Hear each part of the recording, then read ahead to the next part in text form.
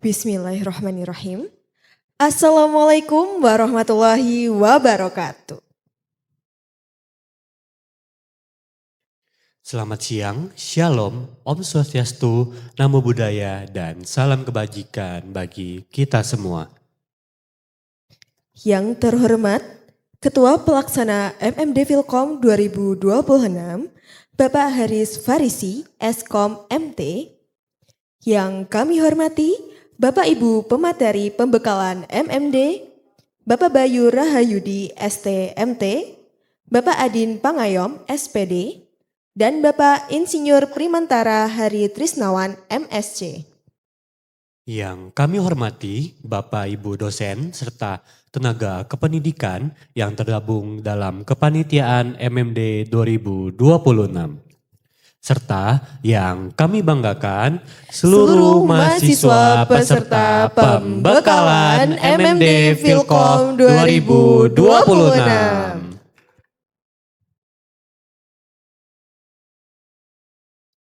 Puji syukur kehadirat Tuhan Yang Maha Esa, karena atas rahmat dan karunia-Nya kita dapat berkumpul pada siang hari ini dalam acara Pembekalan Mahasiswa Membangun Desa Filkom tahun 2026 dalam keadaan sehat walafiat. Sebelum memulai acara, marilah kita berdoa sejenak sesuai dengan agama dan kepercayaan masing-masing, agar acara hari ini berjalan lancar dan membawa manfaat bagi kita semua. Berdoa dipersilahkan.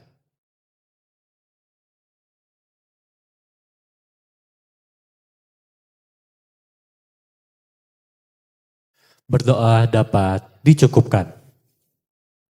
Acara selanjutnya adalah menyanyikan lagu kebangsaan Indonesia Raya. Hadirin dimohon berdiri.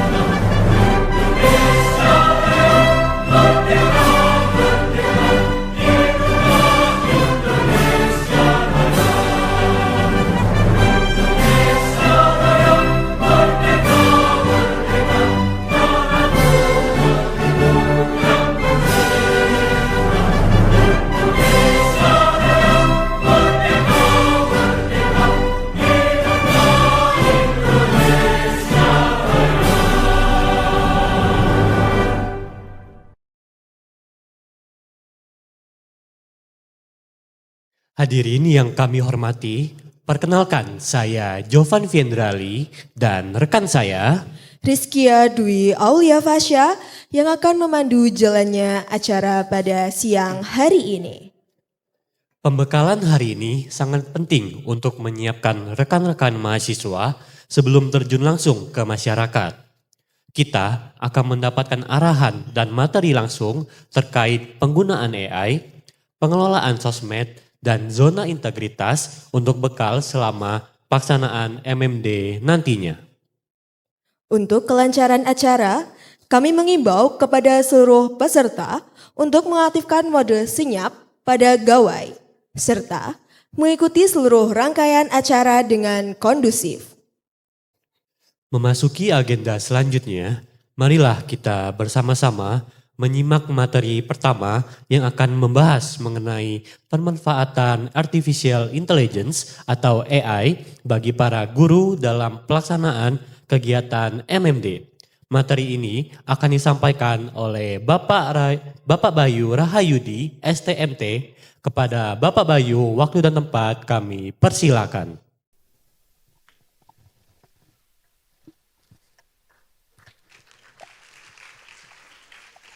Oke, baik, bismillahirrahmanirrahim. Assalamualaikum warahmatullahi wabarakatuh. Selamat siang.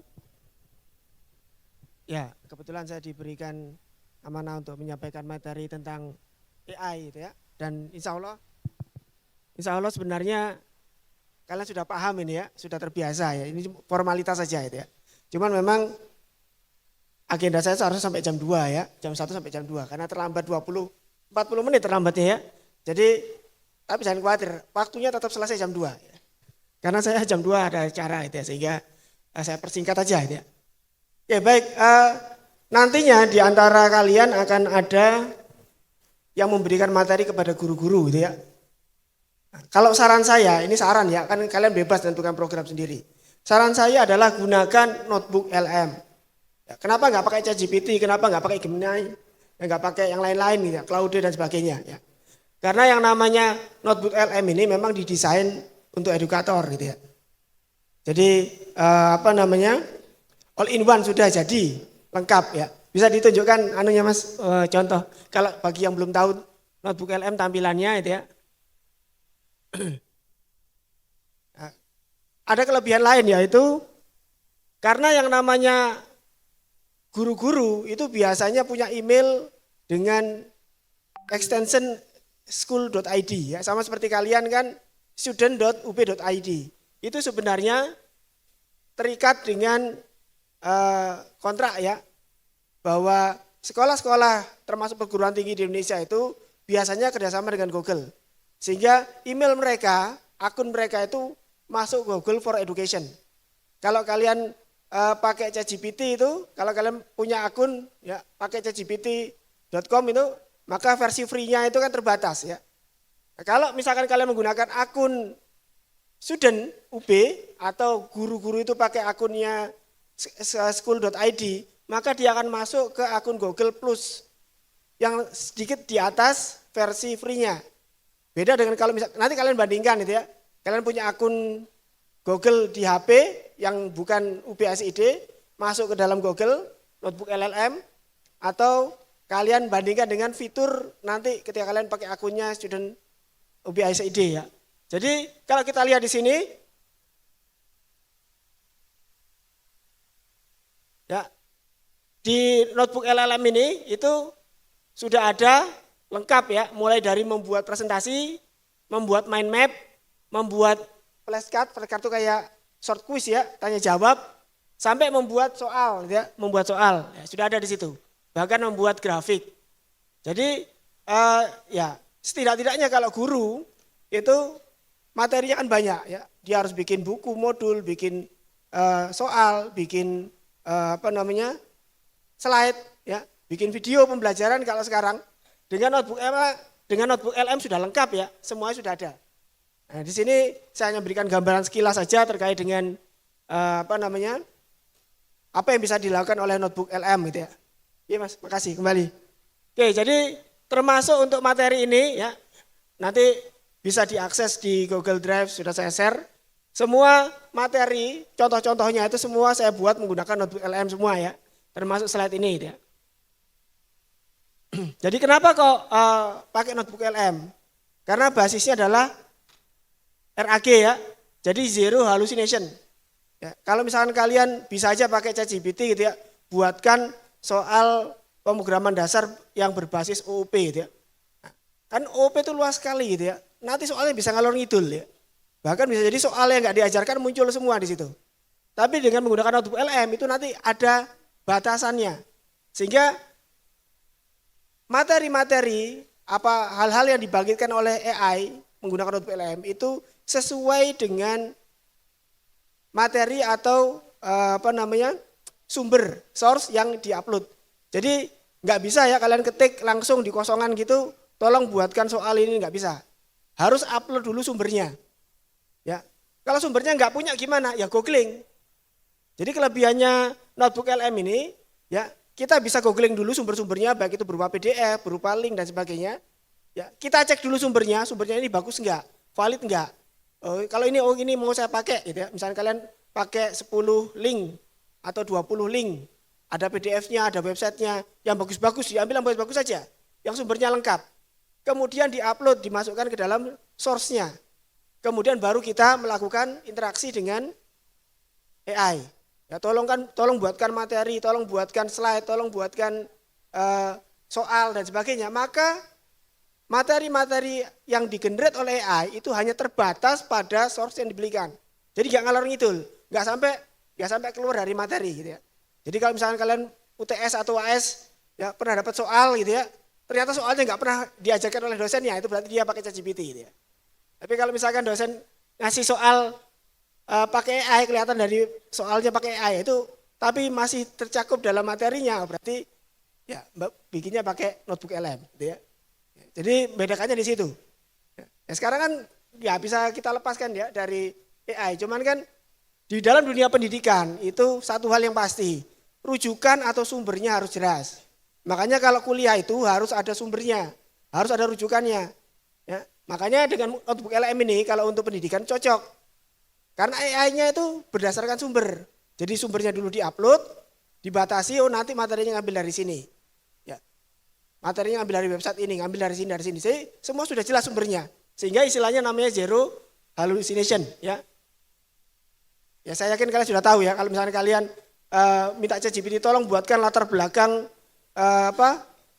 untuk project, misalkan capstone project ini gitu ya. Dibuatkan sama dia, nanti ada citasinya gitu ya. Kalau kalian klik citasinya itu, ya, dari 10 citasi 1 yang benar, 9-nya salah. Karena citasinya itu palsu ya, namanya hallucination. Nggak ada itu papernya. Diklik ada doi-nya, diklik ya nggak ada. Itu kerjaannya ChatGPT. Nah, karena istilahnya hallucination. Tapi kalau kalian pakai notebook LM nggak muncul itu hallucination. Karena apa? Karena sumbernya sudah diupload. Jadi si ChatGPT-nya nggak cari sendiri, sudah dibatasi. Ya, ini kelebihan dari notebook LM gitu ya. Karena basisnya ini ya. Saya kira nggak tahu saya jelaskan apa ini RAG, langsung aja karena sampai jam 2 aja. Nggak bisa. Oke baik, jadi ini alasannya ya, bedanya antara notebook LM dengan AI generatif umum ya. Sama fokusnya tetap pada prompt ya, cuman bedanya pada notebook LM itu promptnya diambilkan pada sumber, source-nya yang diupload oleh pengguna. Kalau ChatGPT ya dia pakai library-nya atau pakai database yang ada ketika dia belajar, sehingga sangat luas ya. Kemudian ya kalau kalian pakai ChatGPT itu tergantung versinya. Kalau versi gratis ya kalau suruh bikin tolong buatkan latar belakang, satu paragraf mungkin hanya beberapa kalimat. Kalau yang versi berbayar bisa pakai versi thinking ya bisa jadi langsung bikin dalam ya selama promptnya sederhana. Tapi kalau promptnya memang jelas detail ya memang bisa juga ya. Tapi intinya adalah bahwa yang namanya dengan notebook LM versi akun akademik ya kampus wide itu walaupun pakai akun sekalian sendiri itu sudah masuk pro ya. Jadi sudah bisa menggunakan sumber yang sangat banyak dan bisa generate informasi yang cukup lengkap. Ya, ini nah kemudian memang ada perlindungan privasinya ya. Jadi sudah kesepakatan oleh Google bahwa ketika kalian menggunakan kampus wide, akunnya kampus, itu maka semua yang kalian pelajari tidak digunakan oleh Google untuk pembelajaran. Jadi sudah ada EULA-nya ya, End User License Agreement-nya. Jadi kalian ngetik apapun itu, tidak, ya memang tetap disimpan oleh Google sebagai history, ya, tapi Google berjanji tidak menggunakan apa yang kalian tuliskan itu sebagai alat learningnya, jadi di luar learningnya dia. Jadi kalian menggunakan datanya nanti data hasil learningnya milik Google, tidak learning yang kalian unggah ya. Ini EULA-nya Google ketika kita menggunakan akun education. Oke, kemudian ya dengan menggunakan notebook LM ini bisa semuanya ya, mulai dari multimedia sampai ke animasi ya, sampai ke animasi. Jadi sudah lengkap ya. Jadi ini prosesnya ya. Jadi ada inputnya, ada outputnya. Jadi tidak menggunakan input yang tidak jelas ya. Inputnya harus diupload oleh pengguna, oleh guru. Oke, jadi ya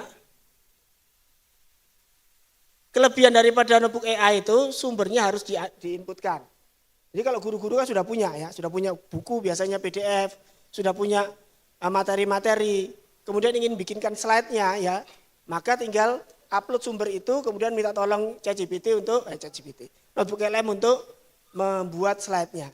Bahkan membuat sumber pembelajaran juga bisa, gitu ya. Video, audio dan sebagainya.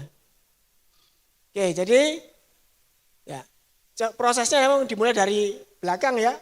Goalnya apa, kemudian dibuat aktivitas pembelajarannya. Oke, jadi promptingnya kalau untuk notebook LM itu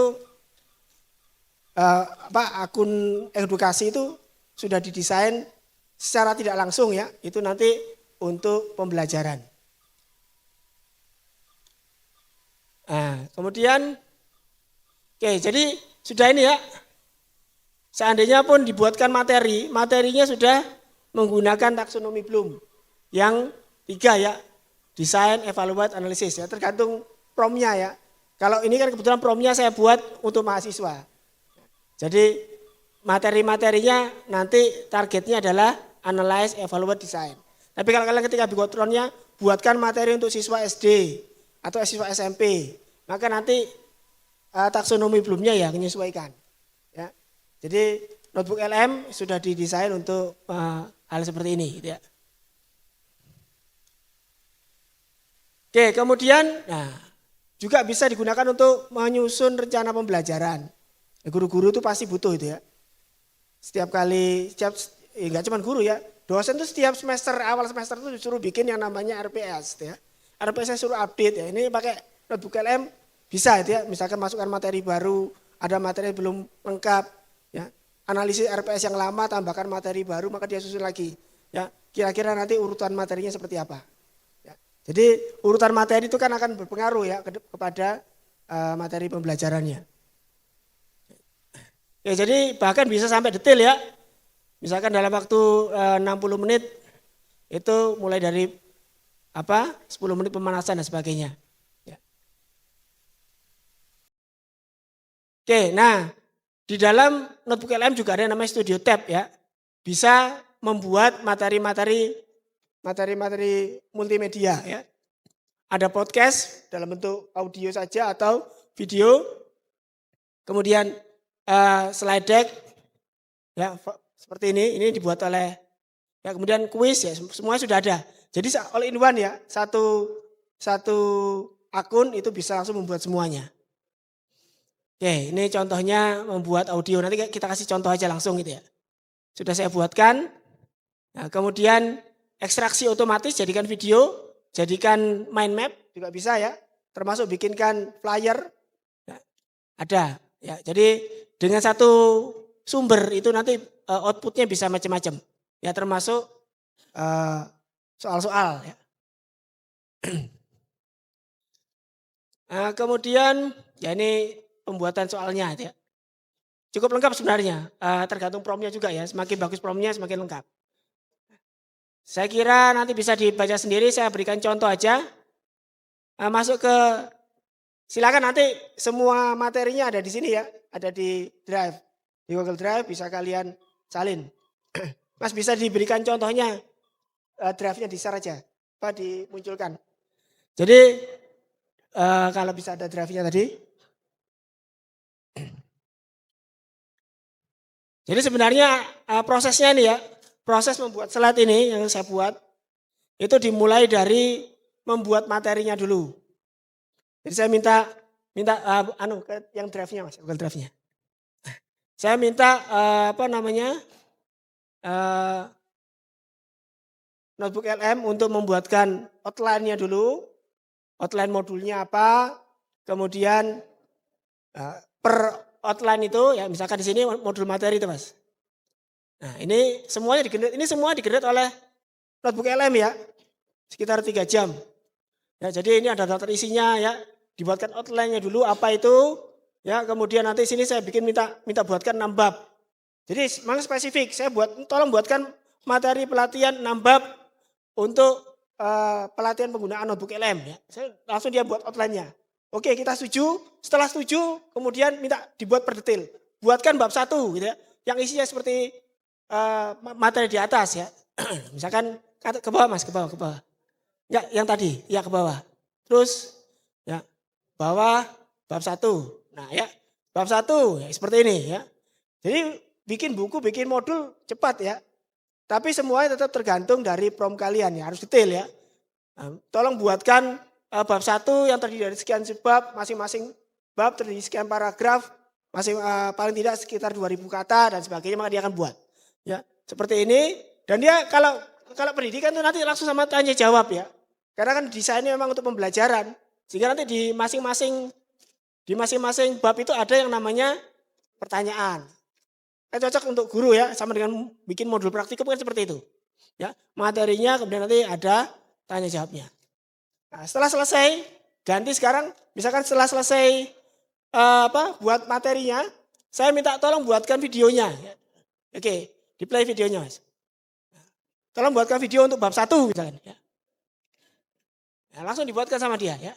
Nah, sebagai pengajar, pastinya kita sering ngerasa Berapa? frustrasi 10 ya. menit. Dikasih Pengennya batas sih fokus maksimum biar ngajar, nggak terlalu bikin lama. inovasi, tapi kok waktu kita habis 5 buat menit. hal lain.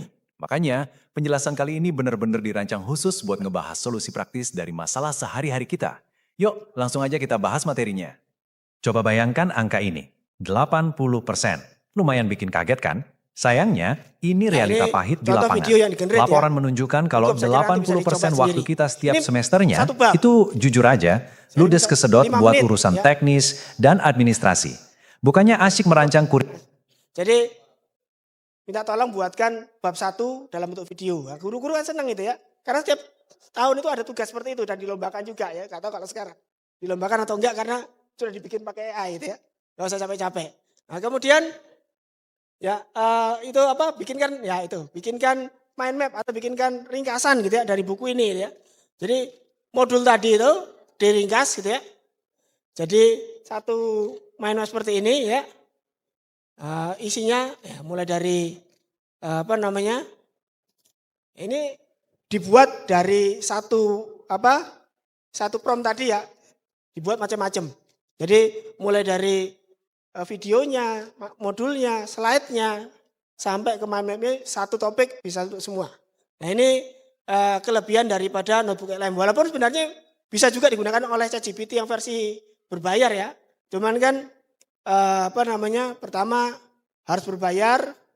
Kemudian kalau ChatGPT itu plug-in-nya terlalu luas ya, sehingga nggak spesifik. Kalau ini kan semua tersumber dari satu, Google gitu ya, dan itu pakai akun kalian.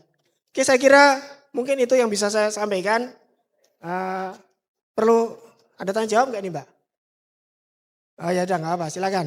Saya kira cukup. Pada hari ini. Terima kasih untuk Bapak Bayu. Boleh Baik, ya, beri tepuk terima kasih. tangannya sekali lagi. Assalamualaikum warahmatullahi wabarakatuh. Selamat siang.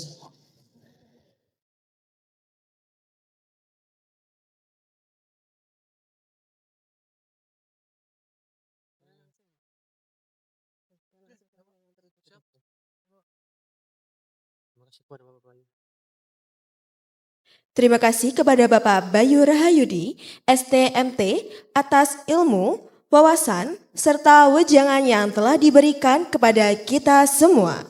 Semoga materi yang disampaikan dapat memberikan manfaat dan menjadi bekal yang berharga bagi seluruh peserta. Hadirin sekalian, kini kita memasuki agenda selanjutnya.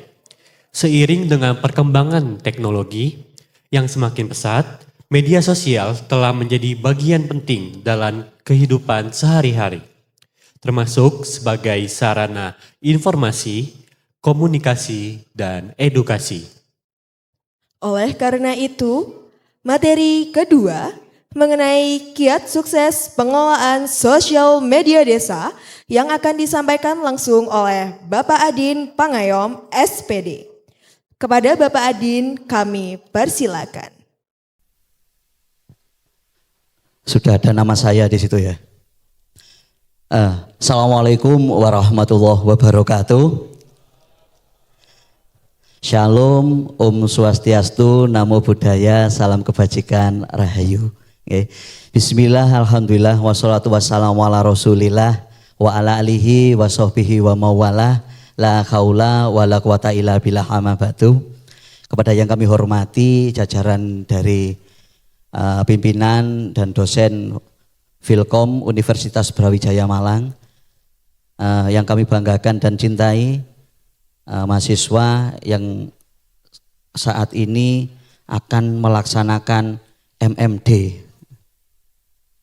MMD itu sampean melanjutkan pekerjaannya siapa itu? Suaminya Damar Wulan itu. Ya, Bantung Bondowoso. Kenal? Wah, nanti tak ceritakan, ini seru kayaknya ini ya. Oke.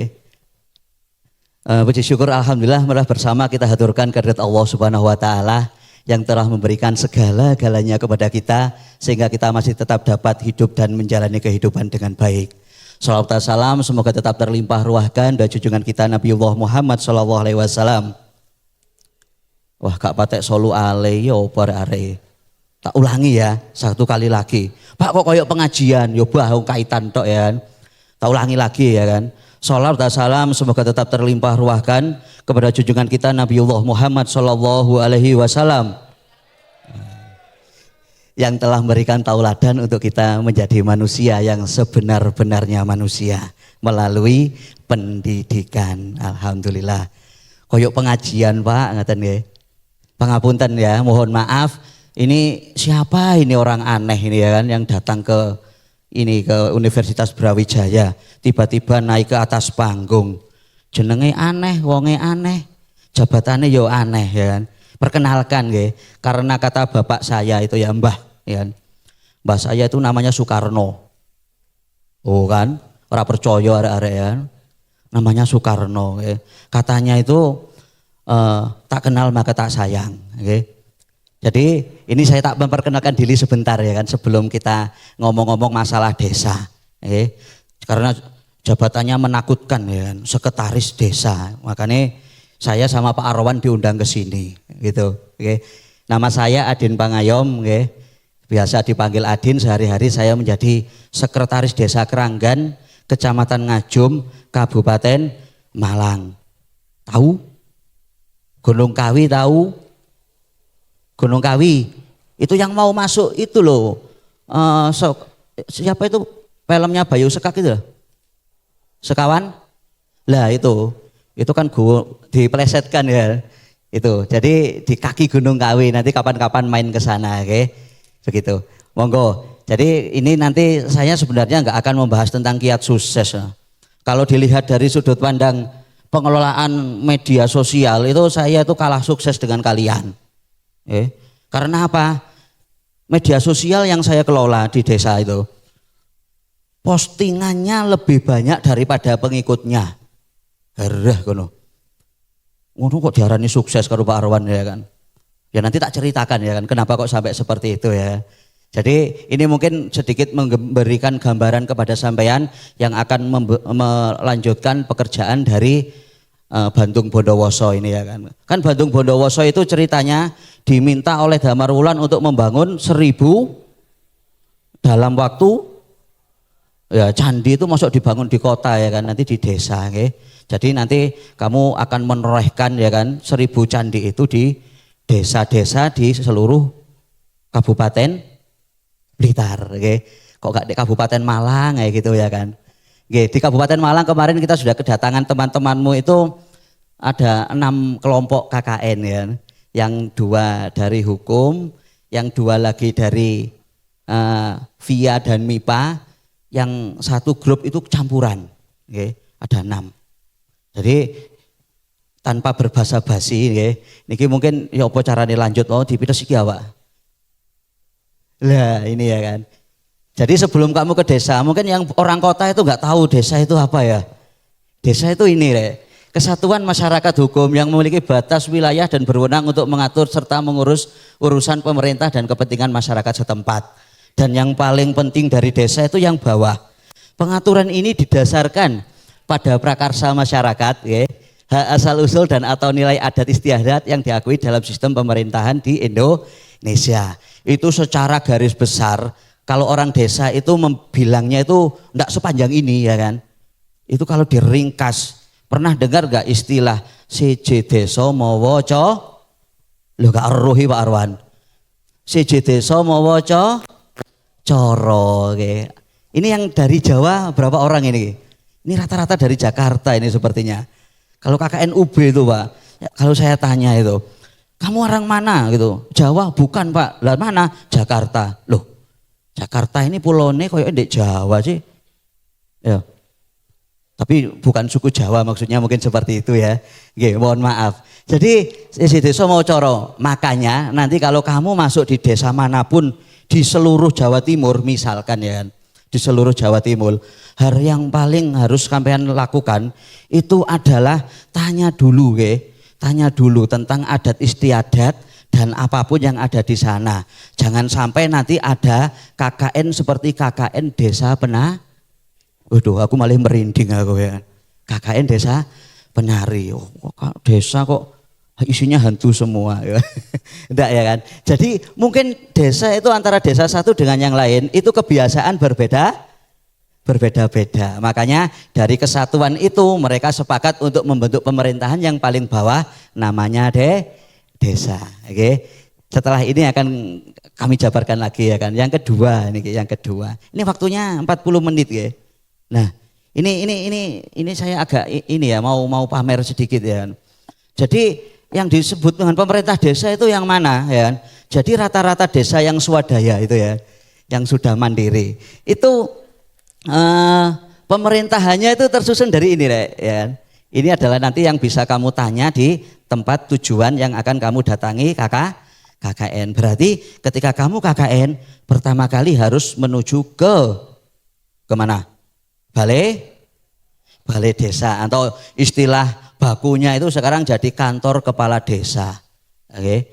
Jadi yang punya kantor itu kepala desa, yang lain nunut ya. Yang lain itu nunut. Jadi susunannya seperti itu. Mohon maaf ini yang paling ganteng itu ya laki-laki. Jadi ini ya kan kepala desa ya kan dipimpin oleh kepala desa dan dibantu oleh perangkat desa. Yang punya visi misi itu cuma satu ya. Yang ingin desa seperti apa itu ya cuman yang di atas sendiri itu. Oke, kepala desa. Yang di bawahnya apa? Yang di bawahnya itu membantu. Oke. Jadi contoh saya itu sekretaris desa, oke. Fotonya mirip enggak ya kan? Itu waktu di sawah itu ya kan. Kelihatan hitam walaupun di sini juga sama hitamnya, oke. Itu dibantu oleh kaur namanya kepala urusan. Ada kepala urusan umum, keuangan dan perencanaan. Kemudian Bapak Kepala Desa punya anak buah yang lain ya kan. Namanya kasih atau kepala seksi, itu ada pemerintahan, kesejahteraan dan pelayanan. Kemudian ada ini biasanya yang sering bergaul dengan KKN itu yang ini, yang bawah ini. Namanya kepala dusun, kasun atau kadus ya. Kepala dusun itu biasanya jumlahnya relatif ya kan, sesuai dengan jumlah dusun yang ada di desa. Itu biasanya kalau ada acara itu ayo dihubungi Pak Kasun begitu. Jadi acara yang sudah didatangi Pak Kasun, wah itu auranya itu beda. Ya. Beda kalau di desa itu. Pak Kasunnya datang loh Pak kok ada yang cewek ya gak ngerti ya kan. Kebetulan dia mau ini kan dan daftar jadi kepala dusun ya sudah. Ya. Jadi seperti itu. Contoh di desa Keranggan dusunnya ada 4 nih. Jadi mungkin di desa tempatmu itu nanti kamu tanyakan Pak Bu ini dusunnya ada berapa nanti. Saya nanti pemondokannya di dusun yang mana begitu. Oke. Seperti itu. Jadi ini adalah struktur pemerintah desa yang mungkin perlu sampean datangi dulu. Oke. Yang pertama sampean mohon izin dan yang kedua biasanya KKN itu akan menghimpun informasi tentang kebutuhan desa tersebut. Karena desa tadi kan dari awal sudah saya bilang desa itu kebutuhannya beraneka macam. Enggak sama antara desa satu dengan desa yang yang lain, dan jangan ini ya, maksudnya itu jadi tanda kutip ya kan, jangan disamakan. Mungkin desa yang ada di desa kami itu kalau ada KKM welcome begitu ya kan, sampai ke pemondokan diantar, wah pokoknya semua dilayani, alat-alat itu dipinjami misalkan begitu. Mungkin kalau sampai menemukan desa yang agak ndak welcome itu ya wis lah, itu namanya rezeki ya. Ya, tapi itu tetap harus ini ya kan, didatangi untuk diminta izin ya. Jadi itu kepala desa. Kemudian yang kedua, yang kedua di sini itu dari pemerintah desa itu kalau di negara atau di kabupaten itu ini pemerintah kabupatennya ya. Ini adalah DPR-nya itu ya. Kalau DPR-nya desa itu namanya BPD. BPD itu fungsinya sebagai pengawas. Apapun yang dilakukan desa itu izin dulu ke BPD. Makanya yang ini saking tak campur ya kan, itu yang atas itu saja dulu ya kan, BPD. Jadi BPD itu fungsinya seperti DPR, dia itu wakil dari masyarakat yang tujuannya itu adalah untuk ini, kalau misalkan mau menetapkan sebuah peraturan desa nih. Setiap tahun desa itu kan harus menetapkan peraturan desa tentang rencana kerja pemerintah dan APBDes, ya, anggaran pendapatan dan belanja desa. Sebelum ditandatangani dan diumumkan ke warga, itu BPD harus rapat paripurna dulu. Oke.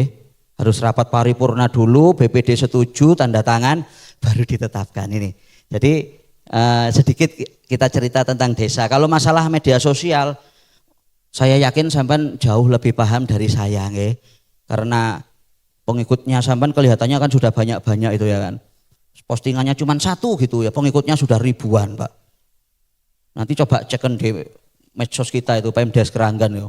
Postingannya lebih banyak daripada pengikutnya, itu saja tak kompilasi loh ya. Andai kata satu-satu malah lebih banyak lagi itu ya kan. Nah, yang paling penting ya kan, kearifan lokal. Di setiap desa itu ada norma hak tradisional dan sistem sosial yang khas, yang khas. Jadi misal ya kan, di suatu tempat itu seperti di desa kita itu, kalau warganya itu sebenarnya kalau ada anak mahasiswa itu senang sekali ya kan. Cirinya apa? Kalau ada orang lewat begitu ya kan, kenal enggak kenal, jelas enggak kenal wong sampean bukan orang situ ya kan. Tapi disapa, "Mari Pak, mari Bu," begitu. Itu rata-rata desa pasti orangnya itu senang kalau digitukan. Nggih. Pertama senang, ya siapa tahu kamu diambil mantu sama beliau ya kan. Jangan salah loh ya. Kok dianggap orang desa itu miskin-miskin. Oh, jangan sanggap ya kan. Orang desa itu walaupun kelihatannya desa ya kan, tapi biasanya sawahnya itu banyak ya. Karena ciri-ciri dari pedesaan itu adalah sawah-sawah yang masih membentang ya. Jadi seperti itu. Jadi nanti dicoba diterapkan ya kan, sampean coba percaya karo omongannya Pak Adin ya kan. Nanti kalau misalkan ketemu orang itu ya kan, wis tak kenal gak kenal ya kan. "Mari Pak, mari Bu, ya mau kemana?" gitu kan. Coba tanya seperti itu. Pasti mereka itu, "Oh iya Nduk, wih pinter rere, anak sopo kok ayu temen," gitu ya kan. "Beh ndai kok gelem tak pek mantu." Wah, lek sing lanang ya padha ae ya kan. Wah, cewek desa sekarang itu wah luar biasa. Sampai lihat di videonya Pemdes Keranggan yang waktu karnaval. Wah, saya saja pangling kok itu ya kan. Yang saya orang situ ya, pangling tapi saya. Saking cantik-cantiknya itu. Nanti dilihat sendiri ya waktu karnaval ya kan. Lihat di TikTok Pemdes Keranggan itu.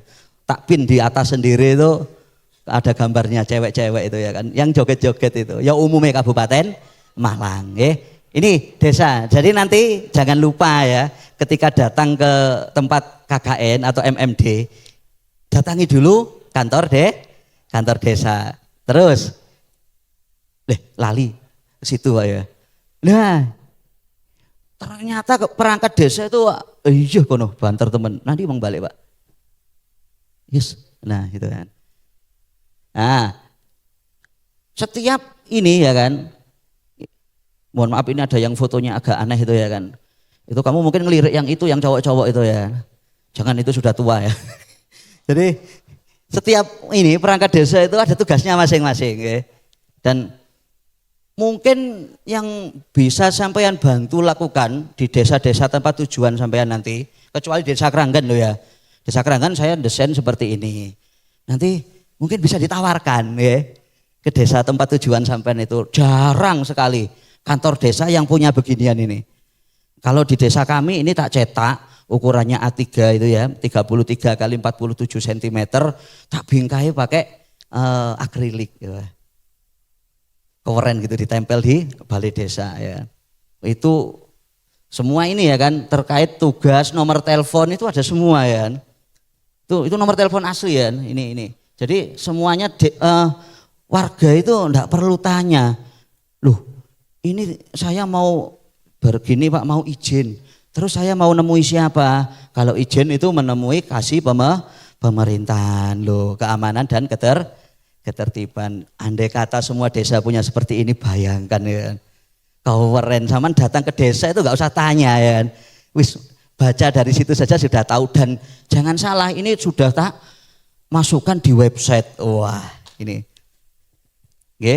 Jadi yang perlu diperhatikan juga karena ini kaitannya dengan media, oke. Itu nanti adalah media-media yang diberikan oleh kabupaten ataupun media yang lain. Nanti media itu kami jelaskan dulu. Jadi ada tupoksinya sendiri-sendiri, oke. Tapi orang yang harus punya gelar MSI, wah, itu adalah sekretaris desa. MSI itu apa? MSI itu bukan gelar S2 kalau di desa itu. MSI itu adalah sampean-sampean ini nantinya. Kepanjangannya MSI itu adalah meh sembarang iso ya. Loh. Meh sembarang iso. Kalau dalam bahasa Indonesia itu everything itu kan judo gitu loh ya kan. Itu dalam bahasa Indonesia itu. Mohon maaf ya kan, MSI itu masih sembarang iso. Karena ngapunten ya, mohon maaf ini ada yang tangannya terluka, kenapa ini? Oh biasa, kelahi ya. Oh enggak. Oke, mohon maaf, tangan-tanganmu ini nanti akan jadi tangan sakti dimanapun berada. Oke. Saya tadi itu berangkat ke sini itu dari BPN Kabupaten Malang ya kan, di Jalan Kawi atas itu. Ke sini itu saya lewat Jalan Jakarta ya. Di Jalan Jakarta Masya Allah saya itu belok di pojokannya Jalan Jakarta itu di pojokannya UM. Di situ dulu adalah tempat saya belajar komputer ya. Sekarang tutup. Apa? Enggak tahu Pak dia Pak. Enggak tahu ya Pak. Ya Allah, saya yang terlalu tua atau kamu yang terlalu muda yo. Awareness. Ya, Awareness Education Center. Saya dulu itu lulus dari Awareness itu tahun 2006. 2006 kamu seberapa itu? Luluh. Baru lahir Pak Arwan. Itu saya dulu sudah ke situ ya kan, belajar ilmu komputer tahun 2006 itu. Waktu itu Windowsnya masih Windows XP yang paling bagus ya kan. Kebanyakan masih Windows 98. Ya. Belajar bongkar komputer ya kan. Mentok-mentoknya waktu itu masih Pentium 3. Belum ada Pentium 4. Kita masih pakai disket, kadang itu pakai DOS operating systemnya itu. Kalau mau buka direktori itu ngetik dulu dir/w begitu. Baru di dalamnya itu ada beberapa artikel ya kan. Kamu sudah gak ketemu ya, sekarang kan GUI semua ya. Iya sudah, wis gak apa-apa. Ini saya cerita zaman dinosaurus dulu loh ya. Zaman dinosaurus saya cerita langsung kasih meme dinosaurus gitu ya. Jadi apa ya, orang komputer itu atau orang teknik, apalagi teknik komputer seperti sampean itu nanti jangan sampai punya pikiran, wah saya dimanfaatkan ini. Jelas ya, wong komputer itu jelas nanti akan dimanfaatkan. Karena apa? Selain tanganmu ndak bisa. Ada komputer nih hang begitu ya kan, diklik nggak bisa, kamu datang belum kamu sentuh lo sudah sembuh, ya kan? Ini adalah orang-orang sakti ya. Mau pasang monitor masih suwi ibu masang kabel atau apa gitu ya, enggak tepat miring begitu ya kan. Kamu datang pasti itu langsung lurus ya. Itu nanti kamu jelaskan dimanfaatkan dan jangan khawatir ya kan. Jangan khawatir. Lupa nanti berarti saya harus repot, ya memang ya kan. Kalau gak mau repot ya bagaimana, wong ini orang komputer ini sudah bawaan dari lahir itu ya kan. Mereka itu nanti akan yang menyelesaikan banyak masalah yang ada di perkantoran. Sama nanti kan lulus kan nanti akan kerjanya di perkantoran toh. Ya enggak Pak? Minimal ya jadi Pak dosen gantikan Pak Arwan begitu ya kan. Terus kerjanya kan yang ada komputer-komputernya begitu loh. Oke. Dan biasanya di tempat-tempat kantor atau apapun itu kalau ada orang IT, ya, kalau dulu IT ya, kalau sekarang Filkom ini Pak ya, ada sendiri. Oh sama ya, kalau dulu IT ya, itu pasti ya kan kalau ada permasalahan komputer pasti kamu akan dipanggil ya kan. Ya memang itu kelebihanmu ya kan, jangan minder dengan itu ya kan. Itu sudah saya alami mulai tahun 2006. Itu 20 tahun lalu Pak. Suwe yo. Ya sudahlah itu cerita saya, nanti kamu buat cerita sendiri yang jauh lebih keren ya kan. Oke. Terus lali maneh. Dulu nggak ada gini kira. Dulu itu kalau yang seperti ini itu apa ya? Wong mos saja dulu itu semacam titik kecil gitu ya, didorong, digini-gini kan saja ya kan. Enggak tokped seperti itu. Oke, jadi zamannya ini. Terus loh, di desa karena tupoksi tadi itu kalau sampean baca, nanti ini enggak apa-apa di-share Pak nggih, ngapunten. Atau kamu lihat di website kita yang tadi itu enggak apa-apa, keranggan.sistemdesa.kelut. Ini nanti enggak ada jabatan khusus ya kan yang membidangi media. Tapi di Kabupaten Malang itu kita itu dituntut untuk membuat ini ya kan. Namanya adalah PPID, Pejabat Pengelola Informasi Desa. Itu ketuanya juga Sekdes, okay. Nanti saya saya itu pesen ke kamu ya kan. Nanti kiranya kamu itu dibutuhkan di desamu. Itu mau yo. Tenan itu, jarang loh orang itu yang mau berkecimpung di desa. Nanti tak kasih cerita ya kan. Tak kasih cerita yang menakutkan saja, kamu nanti biar siap-siap ya. Nah, yang menakutkan saja. Kalau kamu jadi pamong di desa itu. Tapi mau. Kalau gak mau kamu nanti loh, wah wis lah kamu kerja dimanapun nanti pulangnya ke tempat asalmu lagi kok ya. Cuma sebagian saja nanti yang merantau sampai tua. Jadi maksud saya itu kalau ada kesempatan ya kan, mumpung ada kesempatan nanti ayolah, nggih. Enggak apa-apa kok, nggih. Nanti jangan waduh aku wong IT, lulusan UB kenapa ini kerja di desa itu. Kurang keren Pak gitu ya kan. Enggak apa-apa ya kan. Buat desamu itu keren gitu loh. Nggih. Kalau bukan sampean nanti siapa itu? Kamu mau menunggu siapa untuk memajukan desa? Ya sudah, rezekimu di situ penak, kamu seharian bisa pulang 5-4 kali itu ya kan, karena rumahmu dekat ya. Jadi ini ada ini ya kan, namanya itu apa ini PPID ya. PPID itu isinya juga perangkat-perangkat desa tadi, tapi di sini sudah membidangi tentang media yang ada di desa. Ini tupoksinya banyak seperti itu, dan ini ada website khusus ya kan yang memang disediakan kabupaten untuk dikelola oleh desa. Terus ke situ ya lupa aku. Nah ini kiat-kiat sukses media di desa itu yang saya tahu cuma 3 ya kan. Karena penyakit yang paling berbahaya dari siapapun itu ternyata adalah rasa malas. Nggih. Ngapain itu kalau malas itu sudah bahaya itu. Iya enggak? Mau bikin postingan, malas Ada kegiatan mau memfoto saja, malas Jangan begitu ya kan. Karena ke depan ini sudah kamu alami sebenarnya, tapi kadang kamu nggak sadar. Kita itu semua itu selain kita sebagai makhluk sosial yang mamalia ini, kita itu juga amfibi. Loh Pak, kapan saya jadi amfibi itu ya kan? Gak kerasa kamu ya toh. Karena sekarang kamu itu sudah hidup di 2 alam. Ya enggak? Ini alam nyata ya kan, yang kamu duduk bersanding dengan temanmu begitu. Tapi ada yang hidup di alam dunia maya itu. Walaupun saya ngomong kamu sibuk dengan HP itu kan, kamu juga hidup tapi di dunia maya ya. Hidup juga, kamu juga punya teman toh di situ. Ya kan? Malah banyakan temanmu di situ daripada di sini. Kamu mungkin sama yang pojok sana nggak kenal. Tapi ternyata sudah mengikutimu di situ ya kan. Oh, kamu kok ternyata ini ya kan. Itu tetap harus kita kembangkan ya kan. Karena apa? Desa itu ya satu, kalau kita apa ya, sekilas dengar kata desa. Desa itu apa ya, sesuatu hal yang tidak keren sama sekali loh ya. Coba kalau ada temanmu itu berpenampilan kayak Pak Adin gini, budal kuliah. Ya jali sama bilangnya apa? Oh, desa. Yo ndak.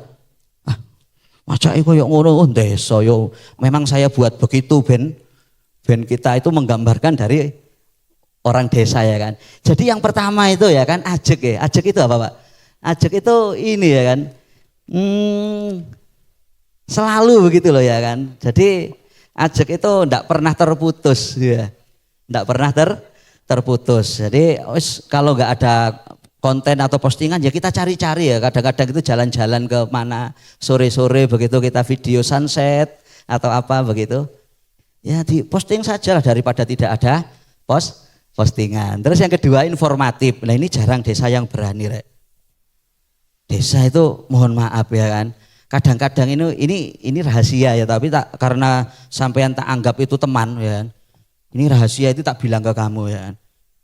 Desa itu kalau kita punya media sosial itu bagaikan pedang Excalibur itu loh. Oh tahu ya, yang dicabut, yang nyabut itu bukan orang sembarangan. Ketika tercabut itu ternyata pedang tersebut bermata dua. Bisa dipakai melukai ke depan atau melukai diri sendiri. Ya.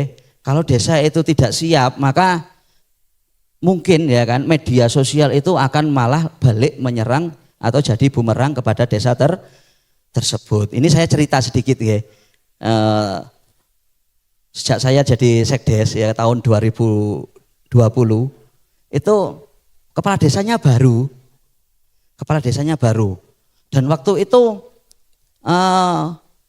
karena di desa itu politiknya itu kan sama dengan pemilihan yang lain ya kan, cuman kapasitasnya kecil dalam satu desa.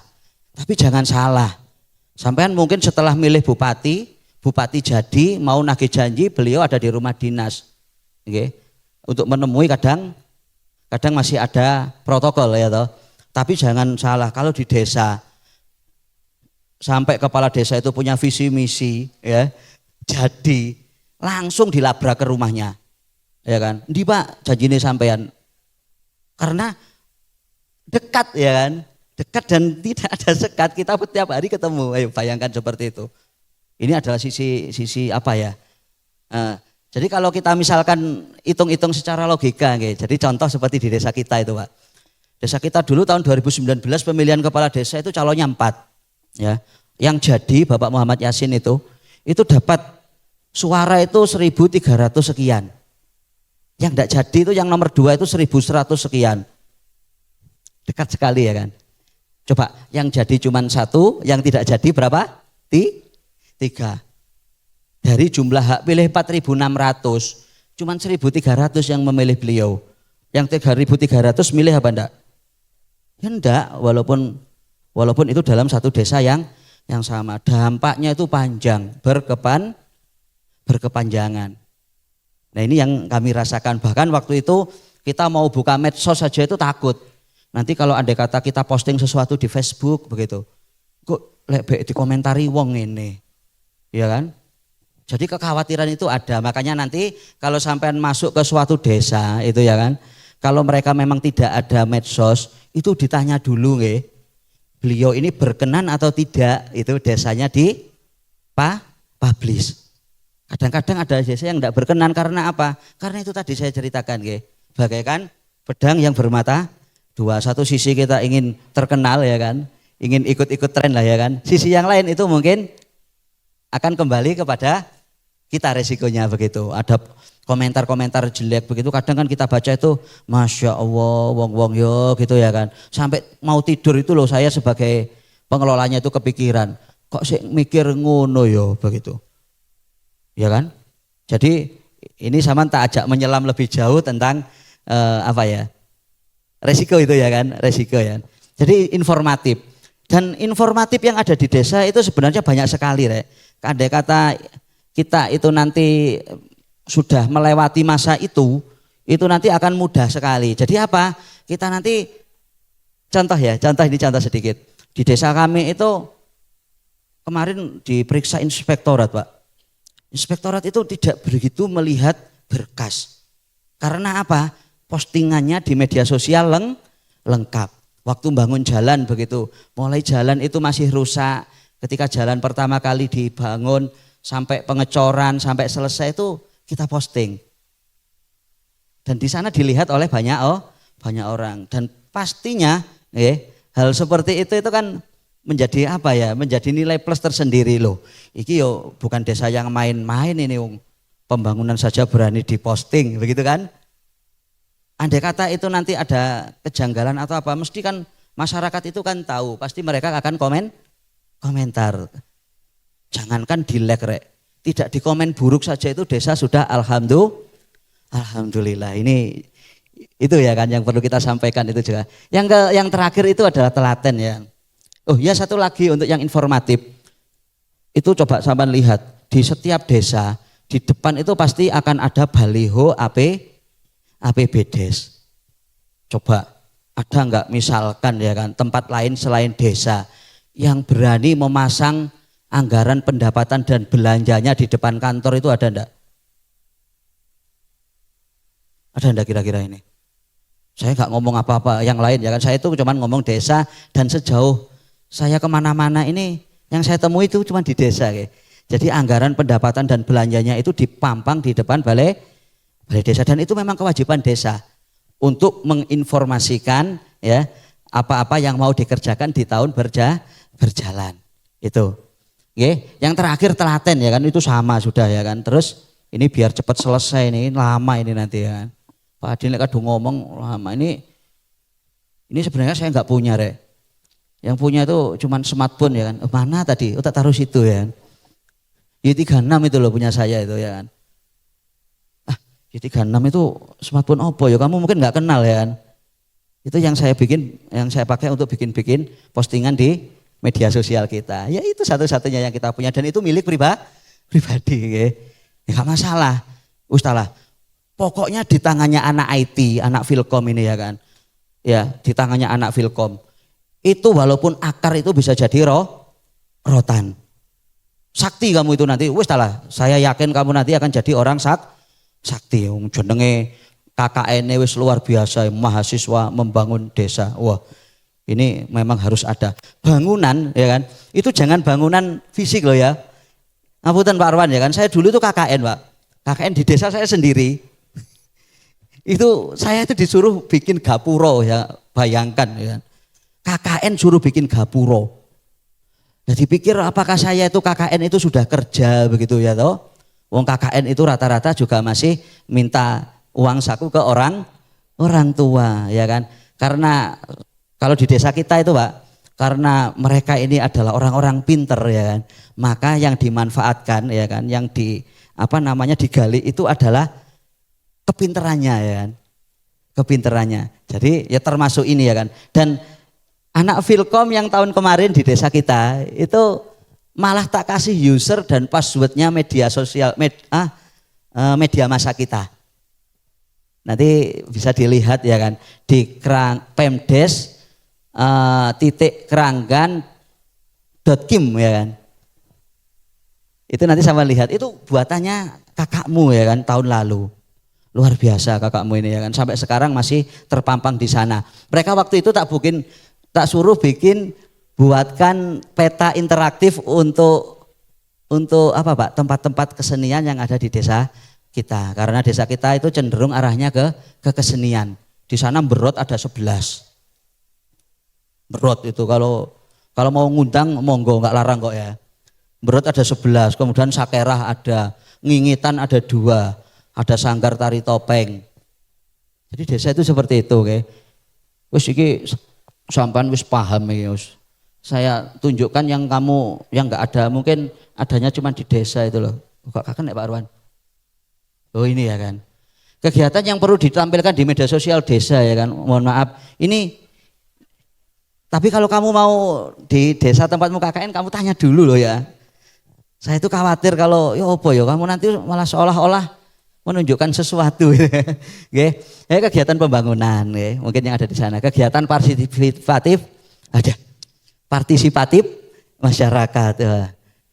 Kegiatan partisipatif masyarakat itu kita menghargai apa ya, orang-orang yang kerja bakti seperti itu. Kalau orang desa itu dipoto, di video itu seneng rek.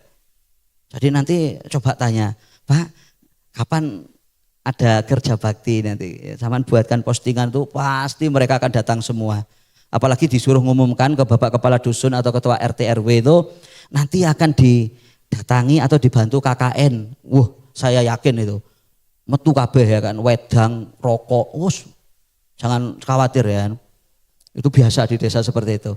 Partisipatif masyarakat. Jadi masyarakat yang membantu kegiatan itu divideokan. Ya. Terus pembagian bantuan. Nah ini agak rawan. Pembagian bantuan ini rawannya apa? Kadang ada satu orang yang tidak dapat tapi punya akun ya kan. Tiba-tiba komentar, "Pak, aku apa kudu warga kono kok gak oleh bantuan jabang bayi begitu ya kan." Padahal masuk bantuan itu dikasihkan ke semua orang kan ya tidak. Ya. Ada KPM tertentu tapi ya sudahlah pemahamannya seperti itu. Kalau kita sudah berani memposting tentang pembagian bantuan, siap-siap nanti kena protes karena pasti ada 1-2 orang itu yang tidak dapat bantuan. Ya. Terus kegiatan seni atau budaya dan adat desa ini pasti ada di setiap desa. Ya. Kadang itu malah banyak-banyaknya itu bulan depan ini Pak. Bulan Suro.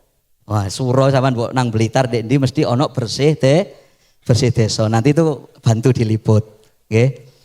Terus kegiatan Hari Besar Nasional dan Agama. Okay. Hari Besar Nasional dan Agama itu kegiatannya seperti apa? Untuk desa-desa tertentu itu kadang-kadang ya contoh seperti di desa kita itu kan ada 2 agama. Ada agama Hindu, ada agama Islam. Dan mohon maaf, nama saya tadi kan aneh ya kan, Adin Pangayom begitu. Ini kan nggak menggambarkan orang Islam ini ya kan. Mohon maaf, saya dulu itu Hindu, sekarang jadi Islam ya kan, mu'alaf ya. Jadi gimana yo?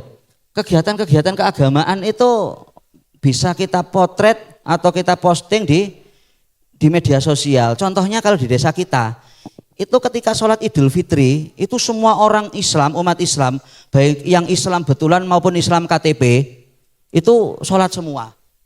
Oke, sampai di jalan-jalan itu sholat. Akhirnya kampung itu sepi rek. Kalau kampung itu sepi bagaimana? Dan ternyata di desa kita, yang jaga kampung itu adalah pecalang-pecalang dari agama Hindu. Yang terima tamu di depan itu, yang nyalam-nyalami orang mau sholat itu adalah orang Hindu. Yang keliling kampung bawa motor untuk memastikan keamanan itu juga orang Hindu. Jadi kerennya itu seperti itu. Kalau bisa itu kan kita yang ada di tengah-tengah, yang ada di pemerintahan, mungkin kamu nanti adalah akhirnya jadi orang-orang yang pinter ya kan di kampung masing-masing. Itu nanti sebisanya jadi perekat ya. Jadi perekat itu ya, bagaimana caranya? Tapi yo gitu. Nanti ketika mereka ini tahu ragung yang bawa ini loh, bawa apa namanya yang buto-buto itu loh.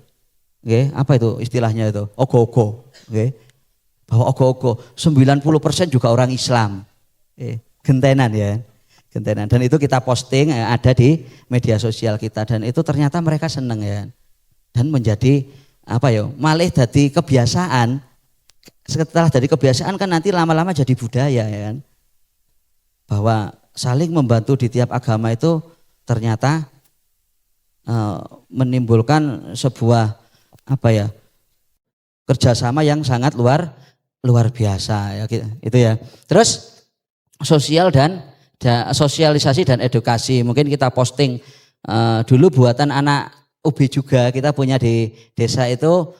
Saya suruh membuatkan bagan untuk pengurusan dokumen-dokumen kependudukan seperti itu.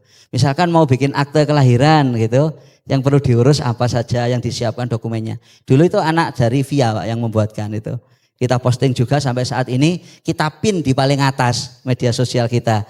Jadi kalau orang mau mau ngurus apapun itu tinggal lihat di postingan kita itu sudah bisa, okay? Sosialisasi dan mungkin ada sedikit edukasi ya. Kalau misalkan ada peraturan baru atau apa di situ kita bahas juga. Oke. Ada lagi enggak ini? Ini nggak ngerti aku ya. Ini yang penting ini nih ya kan. Nanti waktu pertama kali ke desa, Rek, sampean tanyakan ini ya.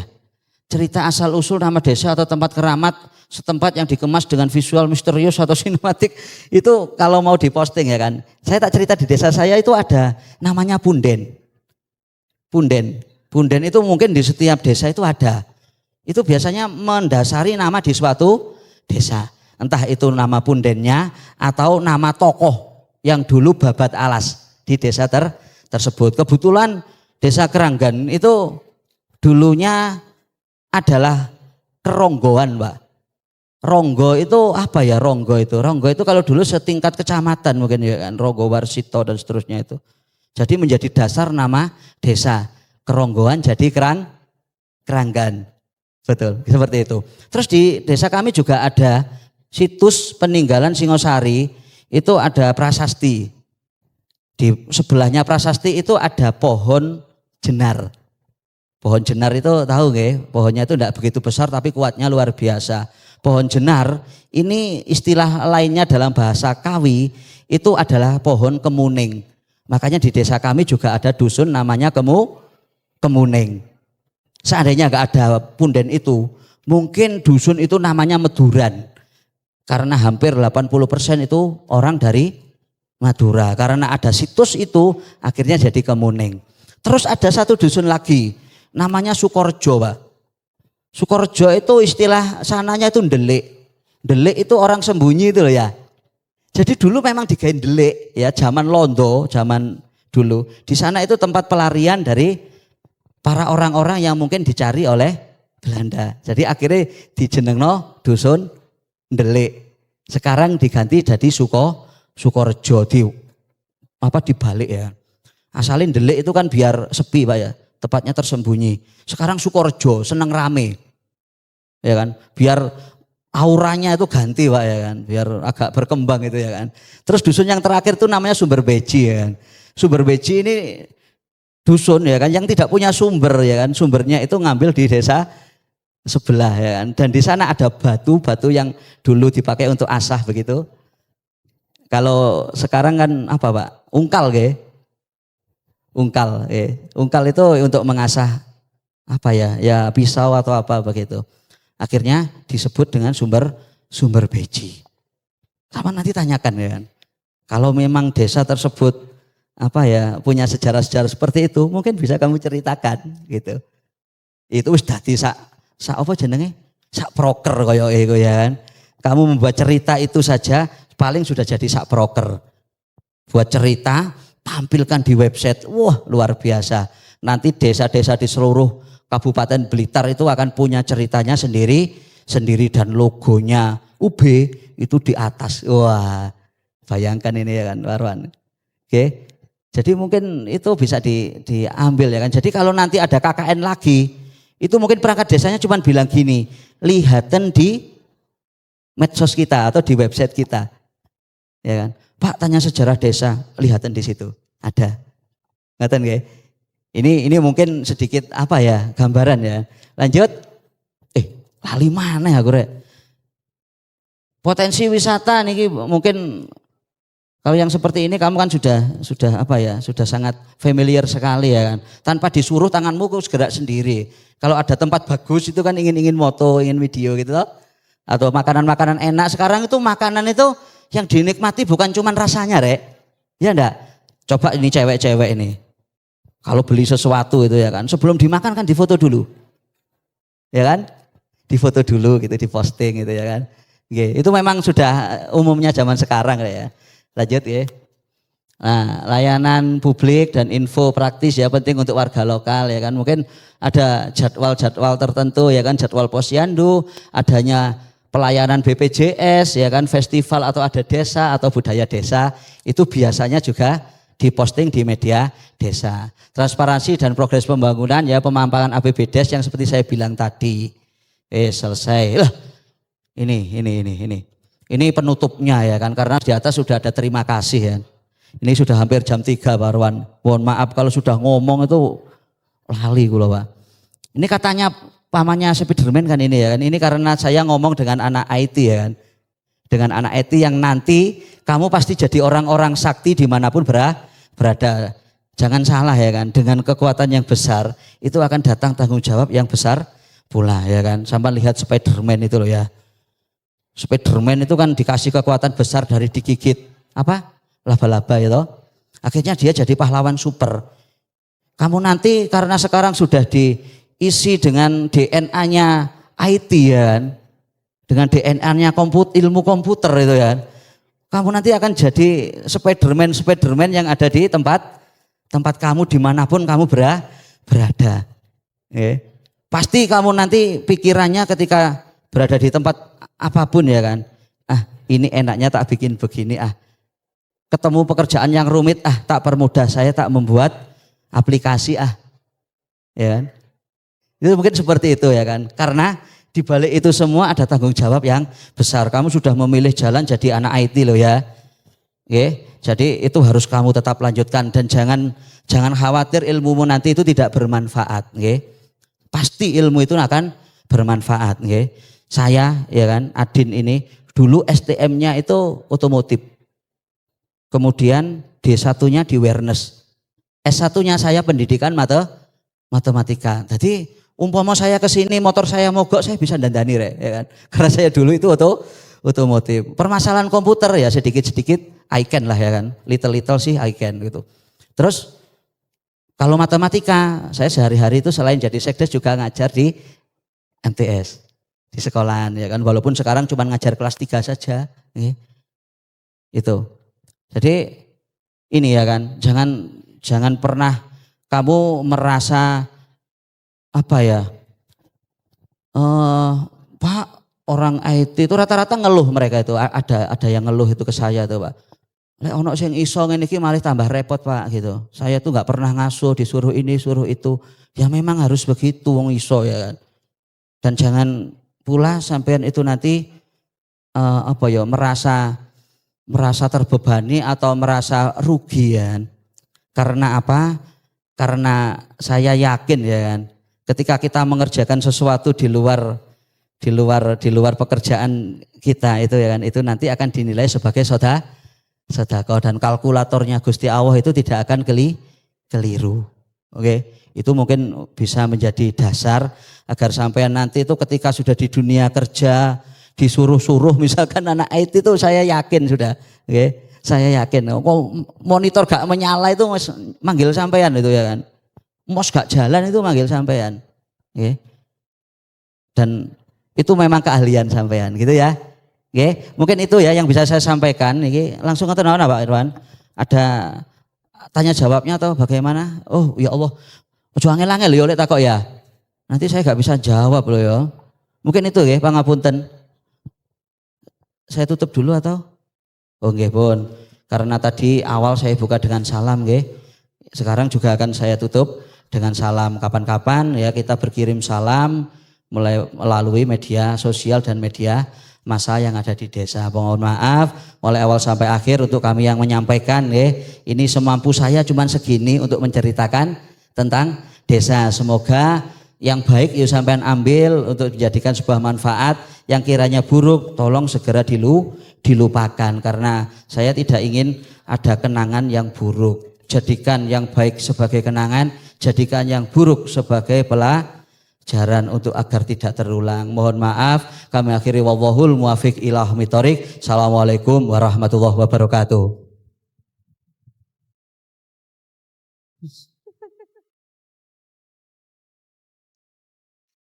Terima kasih kami ucapkan kepada Bapak Adin Pangayom, SPD, atas ilmu, wawasan, serta wajangan yang telah diberikan kepada kita semua.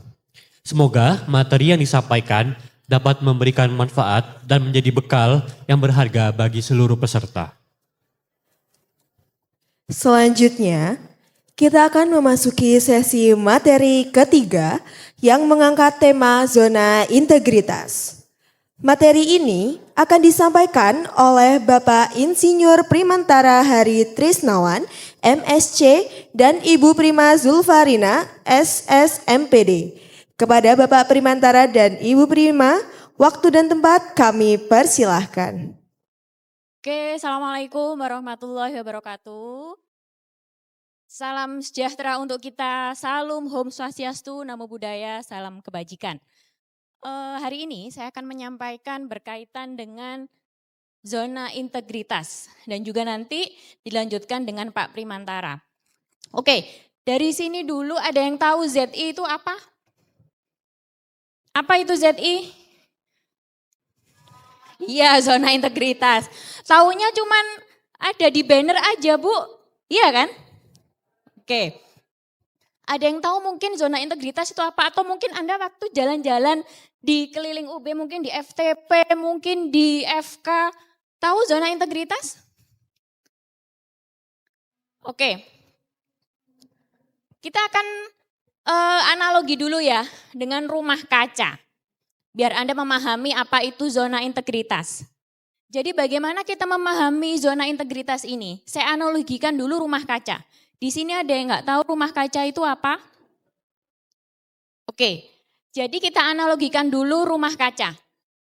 Nah, sekarang apa jadinya jika fakultas kita itu menjadi rumah kaca? Kita pahami dulu apa itu zona integritas dengan rumah kaca. Jadi mengenal zona integritas secara sederhana dari rumah kaca.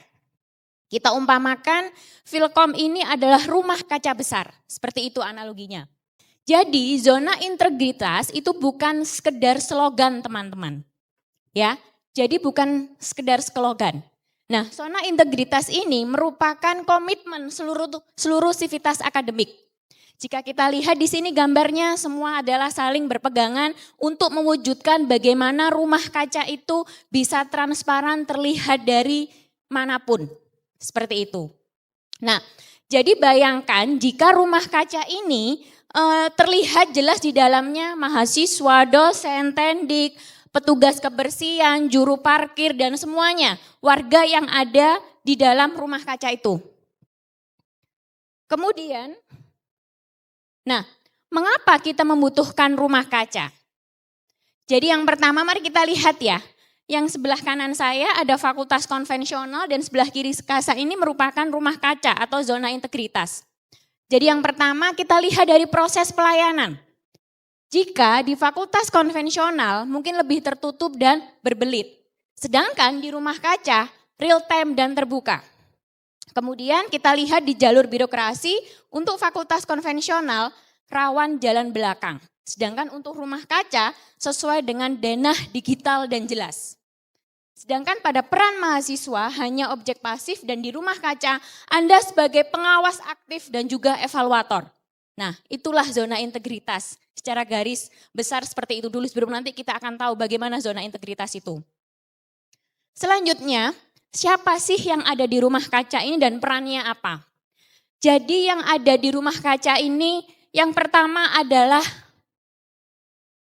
pimpinan. Pimpinan beliau bertindak sebagai kepala keluarga yang memberi teladan, kejujuran dan juga pondasi integritas. Jadi yang pertama pimpinan dulu. Beliau sebagai role model.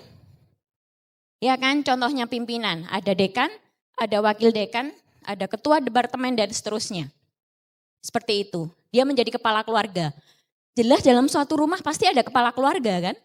Iya kan? Nah, seperti itu analoginya.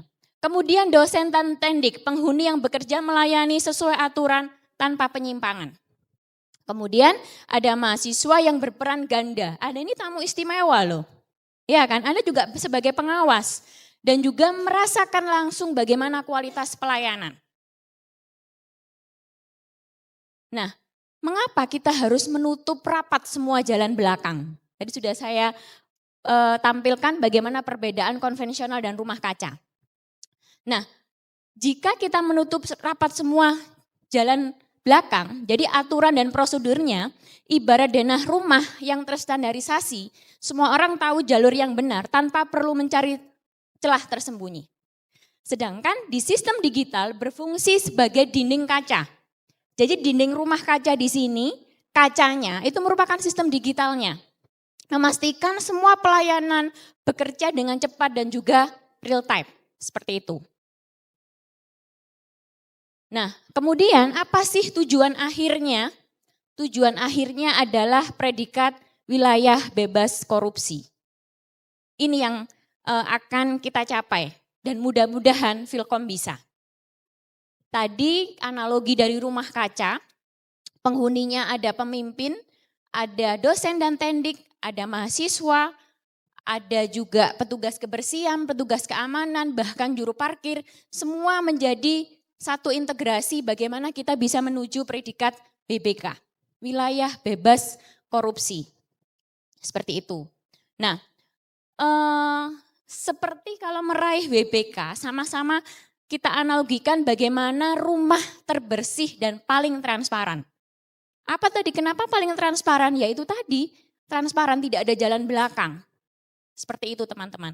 Jadi ada 3 indikator pertama rumah terbersih dan paling transparan. Yang pertama adalah budaya hidup bersih dan jujur penghuninya, pelayanan tamu yang ramah dan cepat, dan 3, aturan yang dipatuhi bersama dan secara terbuka.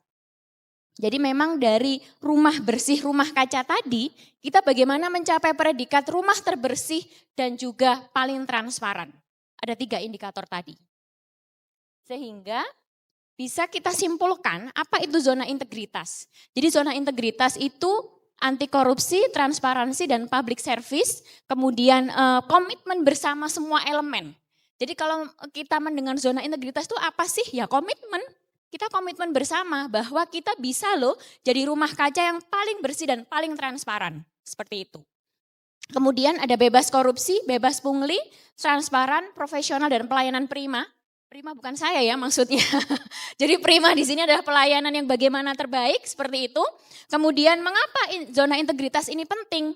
Profesionalisme, layanan cepat, transparansi, anti pungli, lingkungan tertib, kepercayaan publik. Sehingga ZI ini mendorong budaya kerja yang bersih, efektif, dan juga berorientasi pelayanan.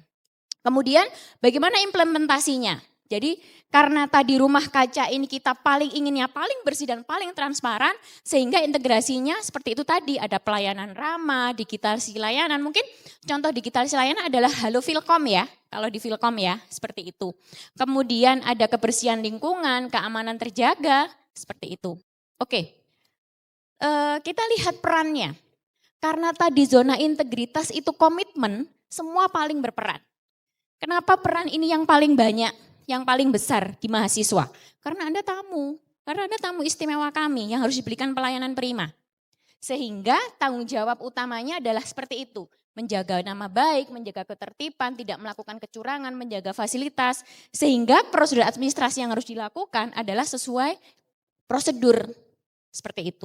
Kemudian ada peran dosen dan tenaga kependidikan, peran juru parkir, kebersihan dan peran staf, dan juga peran keamanan kampus. Nah, itu yang harus dihindari ya teman-teman ya, untuk berkaitan dengan zona integritas ini atau ZI. Yang pertama adalah gratifikasi, nanti akan disampaikan apa sih gratifikasi itu oleh Pak Primantara, kemudian pemerasan, absensi fiktif, manipulasi data, pengerusakan, dan pelayanan diskriminatif, seperti itu. Ini yang harus dihindari. Kemudian ada budaya pelayanan prima, ini memang sedang kami integrasikan ketika Anda. Kalau di depan tuh sekarang ada namanya ULT ya, unit layanan terpadu ya, seperti itu. Jadi seperti ini, senyum, sapa, sopan, cepat dan tepat. Kemudian digitalisasi dan transparansi. Jadi ada panduan layanan digital kampus, seperti ada akademik, administrasi, pengaduan, dan layanan mahasiswa. Jadi tadi yang awal saya analogikan rumah kaca, itu sebenarnya adalah bagaimana nanti Filkom bisa mencapai rumah kaca terbersih dan paling transparan.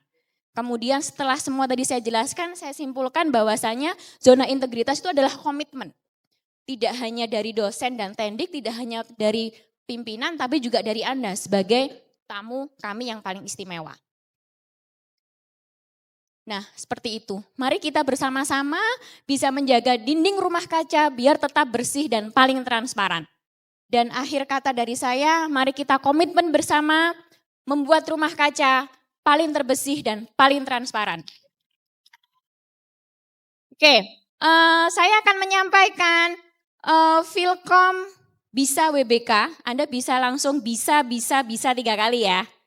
Oke, biar Anda nggak ngantuk, yuk. Filkom bisa WBK. Sekali lagi biar Anda nggak ngantuk. Filkom bisa WBK. Oke, akhir kata dari saya, kurang lebihnya saya mohon maaf. Selamat sore, Assalamualaikum warahmatullahi wabarakatuh.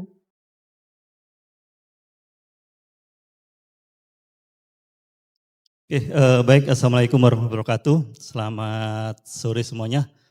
Tetap semangat ya. Ini materi yang terakhir. Slide-nya cukup banyak, tapi semoga bisa saya percepat lah. Kira-kira untuk 15 menit. Oke, kita mulai. Ini jadi kita akan membahas tentang TP3. Atau dalam hal ini adalah tim kita itu ada TP3 adalah tim penanganan, pengaduan, dan pengendalian gratifikasi. Apa itu gratifikasi? Kita ikuti berikutnya. Jadi pada saat ini kita mengikuti katakanlah arahan dari KPK dan arahan dari universitas untuk mengadakan tentang penanganan gratifikasi.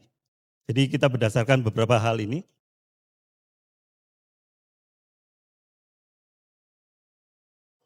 Maaf. Oke, apa itu gratifikasi dan mengapa penting kita harus mengendalikan? Jadi gratifikasi itu salah satu dari bentuk korupsi ya. Sebenarnya kita cenderung mengatakan bahwa gratifikasi itu cenderung sebagai bentuk korupsi. Sebenarnya apa itu gratifikasi? Gratifikasi adalah suatu pemberian. Sebenarnya pemberian biasa, pemberian yang bisa dianggap sesuatu yang kewajaran. Tetapi ada hal-hal tertentu yang mengakibatkan bahwa gratifikasi itu bisa kita anggap bahwa itu adalah bukan suatu kewajaran. Misalkan yang nantinya mahasiswa itu setelah ujian, kemudian suatu saat kemudian dia memberi hadiah ke dosen pembimbing, itu termasuk gratifikasi. Karena apa? Karena pada saat dia memberi hal tersebut itu mengakibatkan ada sesuatu hati yang katakanlah kecenderungan tertentu yang mengakibatkan dia memberi suatu nilai yang atau berharap mendapatkan hal itu lagi untuk memberi suatu nilai yang lebih bagus. Jadi mengakibatkan sesuatu yang tidak adil. Ini yang mengakibatkan apa itu tentang gratifikasi. Jadi ini harapannya kita akan mewujudkan suatu integritas yang bagus, di mana kita tata kelola yang bersih, seperti yang apa disampaikan tentang ZI tadi oleh Bu Prima, kemudian tentang budaya etika. Jadi kita tidak boleh katakanlah semena-mena atau dengan mudah kita memberi hadiah. Jadi kita tentukan dulu apakah ini ada kepentingan atau tidak. Kalau misalkan Anda ke kawan Anda itu tanpa ada kepentingan, itu tidak ada masalah. Tetapi selama itu adalah menyinggung suatu dengan jabatan, jadi jabatan dalam hal ini katakanlah mahasiswa dengan dosen atau dosen dengan pimpinan, kalau itu memberi sesuatu hal, walaupun itu hanya rasa terima kasih saja, itu kita dilarang. Jadi itu adalah jadi perbedaan antara gratifikasi, jadi pemberian yang berkaitan dengan jabatan seperti tadi. Kalau suap itu pemberian yang dengan ada maksud tertentu. Biasanya kalau suap itu terjadi sebelumnya dengan suatu perjanjian. Kita memberi sesuatu dengan harapan katakanlah mendapat nilai yang bagus, itu adalah suap. Tetapi kalau sesuatu itu umumnya ini kalau gratifikasi itu telah terjadi. Jadi setelah Anda melakukan misalkan ujian atau mengikuti suatu makalah tertentu, kemudian karena nilai Anda bagus misalkan seperti itu, Anda membuat atau memberi suatu penghargaan ke dosen, itu dilarang. Saya ingat lagi itu dilarang. Karena apa? Karena mengakibatkan dosen tersebut bisa ada kecenderungan untuk mengulang lagi, berharap untuk mendapatkan hadiah. Ini, jadi itu adalah gratifikasi. Kalau hadiah itu pemberian wajar tanpa ada ikatan tertentu. Ini beberapa aturan berdasarkan UB nomor 31 tahun 2020.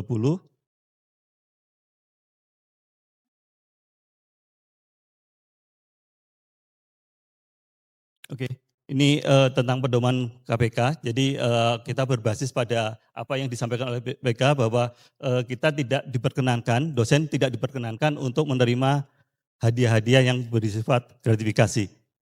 Ini. Jadi kita coba untuk menghindari itu. Untungnya ada Filkom itu apa? Filkom itu masih muda, sehingga mudah sekali untuk diarahkan. Dosen-dosennya mudah untuk sekali diarahkan. Berbeda dengan fakultas-fakultas yang cukup tua, di mana sudah menjadi budaya memberi hadiah. Akhirnya beberapa dosen itu berharap, paham di sini ya, berharap. Jadi berharap untuk mendapatkan hadiah setelah meluluskan suatu mahasiswa, seorang mahasiswa kemudian dia berharap untuk mendapatkan seperti itu. Ini beberapa terjadi di fakultas-fakultas yang tua. Jadi mohon maaf, saya tidak mohon informasinya tidak sampai keluar ya.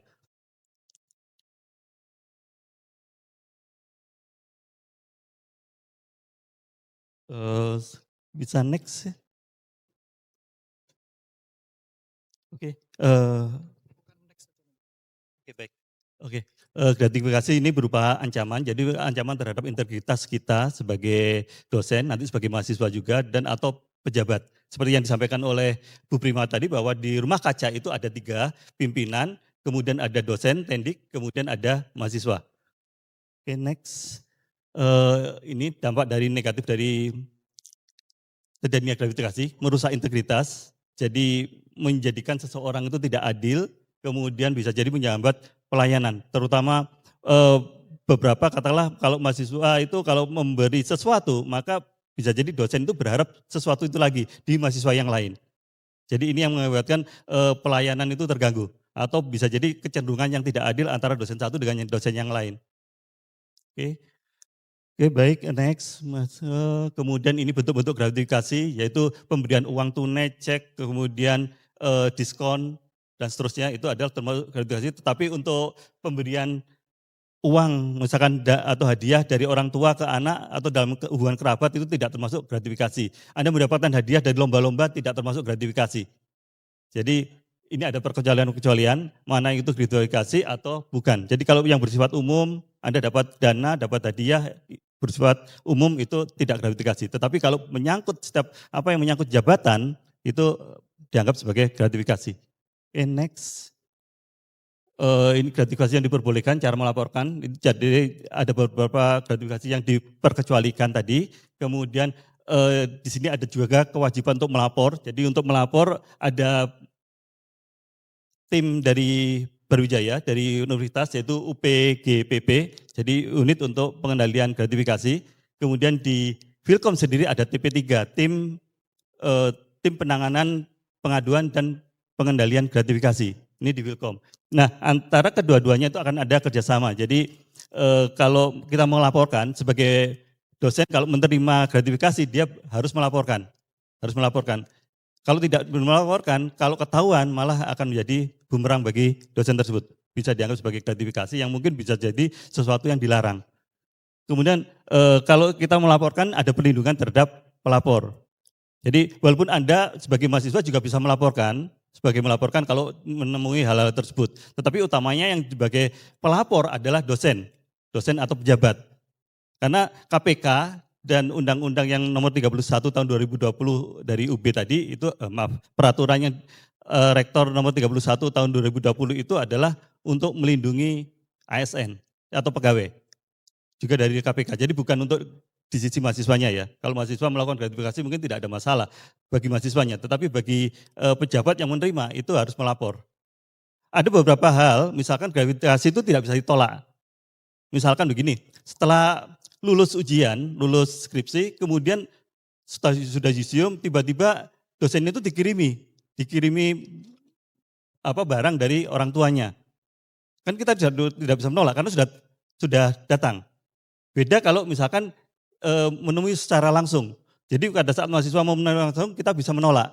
Mohon maaf, silakan disalurkan ke yang lain saja. Itu kita bisa nolak. Tetapi kalau datang sudah tiba-tiba sudah datang, kita tinggal laporkan. Kita laporkan sebagai pegawai ya, harus melaporkan itu bahwa menerima gratifikasi. Nah, apa yang harus dilakukan pada benda-benda yang telah diterima? Anda kalau melihat di lantai 1 ada lemari gratifikasi, itu adalah tempat-tempat untuk kita menerima barang yang dari gratifikasi. Ada 2 macam barang, ada barang yang mungkin tidak ada kadaluarsa, ada barang yang bisa kadaluarsa. Bagaimana dengan barang yang tidak ada kadaluarsa, kita letakkan di lemari itu. Kemudian kita kerjasama dengan yang dari Universitas UPGPP untuk kita salurkan ke sana untuk nantinya diserahkan ke KPK. Tetapi bagi barang-barang yang bisa kadaluarsa, terutama makanan, itu kita segera salurkan. Mungkin dalam 1 bulan harus segera disalurkan. Oke. Baik, next. Ini struktur dari UPPG, jadi Anda bisa membuat laporan ke situ, misalkan kalau mahasiswa mau melaporkan mengetahui adanya gratifikasi. Selanjutnya next, ini dari Vilkom, jadi kita ada 4 orang, yang melakukan eh, investment terhadap gratifikasi ini. Ini lemari gratifikasi yang ada di lantai 1. Jadi kalau Anda melihat ini beberapa bahan atau barang yang sudah rusak atau yang bisa kadaluarsa sudah kita keluarkan. Jadi tinggal barang-barang yang di situ kalau salah adalah ada baju batik, ada jam tangan, kemudian ada tripod kalau salah. Itu adalah hasil dari gratifikasi yang sudah dilaporkan. Next. Ini kita berusaha untuk bersinergi. Jadi pejabat, kemudian dosen dan tendik, kemudian mahasiswa berharap kita membuat pengelolaan gratifikasi yang secara transparan, kemudian mahasiswa diharapkan benar-benar tidak melakukan hal tersebut. Oke. Next. Ini adalah arahan dari KPK, jadi sektor pendidikan adalah kunci untuk membentuk pribadi bagi mahasiswa terhadap adanya gratifikasi. Next, ini mekanisme pelaporan. Jadi kalau kita melihat, kita terima atau kita menemukan bahwa itu adalah suatu gratifikasi, kemudian kita laporkan, baik laporkan ke UB, UPGBP atau ke TP3 Filkom, kemudian kita verifikasi, kemudian tulisan finalnya apa? Kemudian final kita tidak akan menyalurkan untuk barang-barang, saya ulangi lagi, barang-barang yang bersifat lebih kekal ya, seperti jam tangan, baju batik dan seterusnya. Tetapi untuk makanan kita bisa kelola untuk segera kita berikan ke yang lain. Jadi mohon maaf kalau untuk makanan kita tidak akan memberikan ke sivitas UB. Jadi makanan atau barang yang kadaluarsa tidak ke sivitas UB. Contoh yang kita berikan adalah ke CS ya, ke OB itu atau ke Satpam, di mana dia bukan bagian dari UB. Jadi itu adalah di luar UB. Oke, next. Ini pengawasan, jadi kita mengawasi secara menyeluruh, saling mengawasi satu dengan yang lain. Kemudian next, ini dari arahan dari rektor untuk membentuk tim khusus, kemudian memahami keseluruhan tentang peran masing-masing. Ini jadi apa yang diharapkan dari pejabat atau pegawai UB, jadi kita adalah kesadaran penuh bahwa kalau itu salah ya kita tahu bahwa itu salah, itu berupa gratifikasi, kemudian keberanian untuk melapor. Jadi mohon maaf ini tujuannya memang ke ASN ya, ke pegawai. Ya pegawai. Nantinya juga ke pegawai yang lain. Harapannya pada saat Anda nanti MMD ya Anda tidak melakukan gratifikasi ke katakanlah ke kelurahan atau ke kecamatan seperti itu. Karena mereka adalah pegawai yang dianggap sebagai pegawai pemerintah. Jadi mohon maaf, jadi jangan melakukan hal-hal tersebut. Jadi kalau Anda melakukan seperti itu, Anda boleh lapor atau sebaiknya juga si pegawainya sendiri yang melapor kalau terjadi seperti itu. Oke, kemudian tadi sama dengan dari ZI, komitmen integritas, kita bahwa siap untuk berperan penuh untuk mencegah adanya gratifikasi. Next. Ini kewajiban, jadi kapan batas waktu untuk melapor? Kalau di dalam UB, maksimal 5 hari kerja, itu kalau terjadi di fakultas, atau Anda bisa lapor ke universitas dalam waktu 7 hari kerja. Yang nantinya tim dari universitas akan melanjutkan ke KPK dalam 30 hari. 30 hari kerja itu akan maksimal untuk melaporkan ke KPK. Dan ini adalah beberapa sanksi yang bisa dilakukan oleh pimpinan terhadap pegawai yang terindikasi menerima gratifikasi. Oke, next. Ini tadi sama alur pelaporan gratifikasi. Next. Kemudian ini perbedaan gratifikasi dengan benturan kepentingan. Benturan kepentingan itu berarti ada sesuatu yang bersifat sementara, kemudian ada kepentingan tertentu atau terjadi sesuatu hal, Anda misalkan ujian. Ujian itu berarti Anda ada benturan kepentingan antara dosen dengan mahasiswa terhadap mendapatkan suatu nilai tertentu. Itu benturan kepentingan. Jadi harapannya Anda hindari terjadinya benturan kepentingan. Next. Jadi ini contohnya adalah contoh benturan kepentingan, ada penilaian akademik, kemudian pelayanan administrasi. Anda kalau di lantai 1, gedung F lantai 1, Anda memberi sesuatu, harapannya Anda mendapatkan layanan yang lebih bagus, itu tidak diperkenankan karena itu akan kecenderungan menjadi suap. Kemudian pengadaan barang dan jasa. Ini mungkin bukan ranah mahasiswa ya. Oke.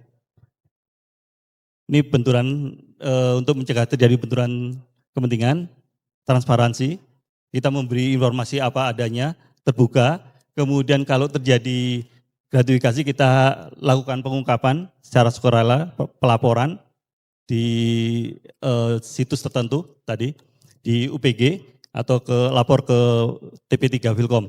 Kemudian atau kalau Anda tidak bisa melakukan penghindaran tersebut, misalkan ada terjadi, wah kalau ini mungkin terjadi gratifikasi, Anda coba menghindar, agar tidak terjadi benturan kepentingan.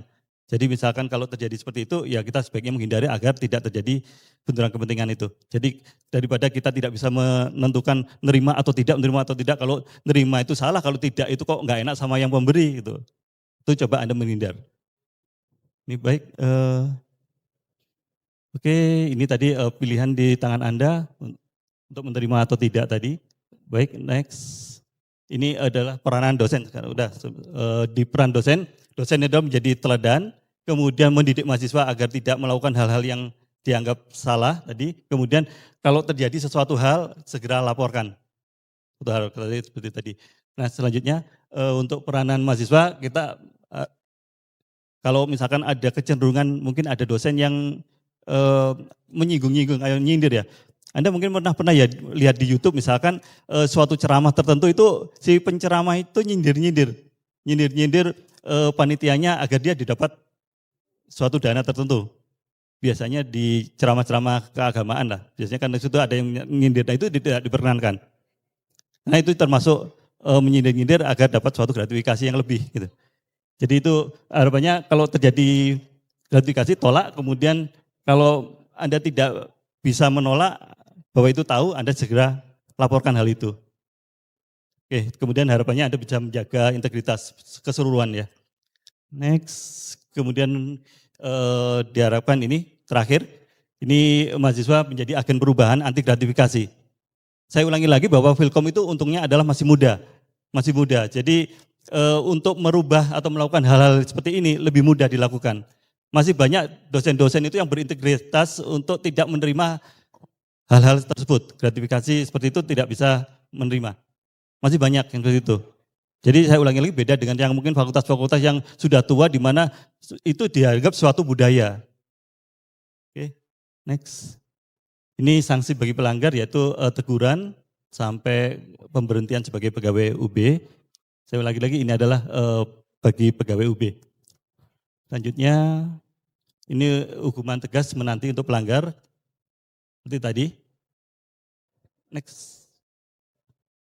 Ini nih, jadi tantangan untuk pengendalian gratifikasi adalah budaya permisif, jadi menganggap sesuatu penghadiah itu biasa. Padahal dalam konteks di sini adalah berhubungan dengan jabatan. Kemudian kurang kesadaran, karena dianggap sesuatu yang wajar, kemudian kadang-kadang untuk melakukan gratifikasi, seorang melakukan gratifikasi itu kan tersembunyi. Misalkan menghadapi langsung ke dosennya. Dosennya kalau diam saja ya sudah tidak akan bisa terbukti. Ini. Jadi ini adalah kesadaran dari dosen agar bahwa dia itu menerima sesuatu yang dianggap sebagai gratifikasi. Selanjutnya, oke, strateginya adalah kita melakukan sosialisasi berkelanjutan, kemudian penguatan dari pelaporan, pemanfaatan teknologi. Jadi mungkin kita pelaporannya dengan mudah dengan website atau dengan email. Kemudian kita evaluasi secara berkala. Next, ini komitmen dari universitas bahwa kita adalah bebas gratifikasi dan zona integritas. Kemudian Universitas Brawijaya dianggap atau bisa mencapai suatu reputasi akademik yang bagus.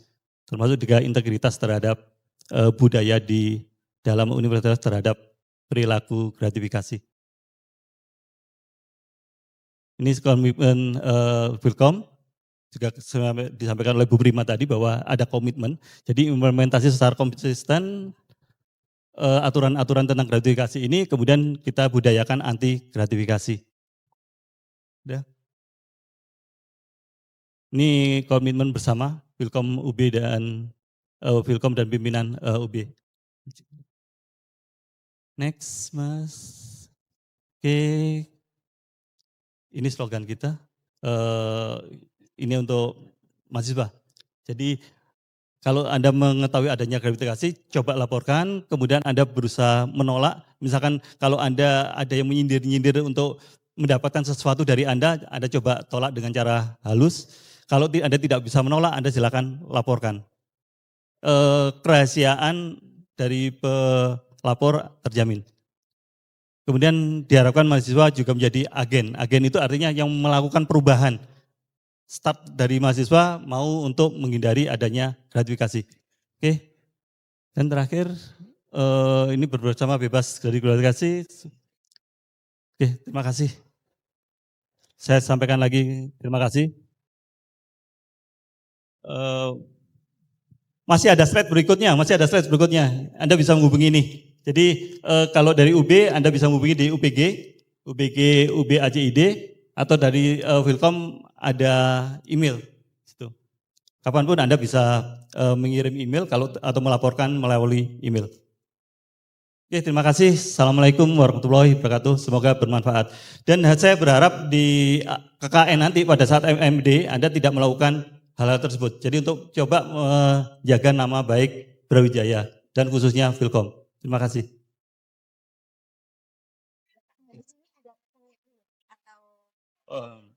Ada? Enggak ada. Waktunya sudah, saya ada.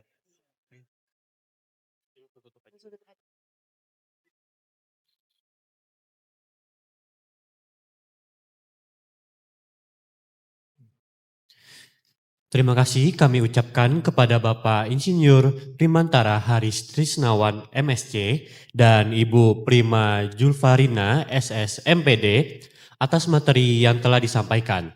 Materi mengenai zona integritas ini memberikan wawasan yang sangat berharga serta mengingatkan kita akan pentingnya menjunjung tinggi nilai-nilai integritas dalam setiap pelaksanaan dan pengabdian kepada masyarakat. Hadirin dan rekan-rekan mahasiswa sekalian, tidak terasa kita telah sampai di penghujung acara Pembekalan 2 MMD Wilkom 2026 pada sore hari ini. Semoga seluruh materi dan arahan yang telah disampaikan oleh para narasumber dapat menjadi bekal yang bermanfaat dan mematangkan persiapan teman-teman nantinya. Baik, kami di sini mewakili seluruh panitia dosen, tendik, dan mahasiswa yang bertugas mengucapkan terima kasih atas antusiasme dan partisipasi aktif dari rekan-rekan sekalian. Mohon maaf apabila terdapat tutur kata atau tindakan yang kurang berkenan selama penyelenggaraan acara.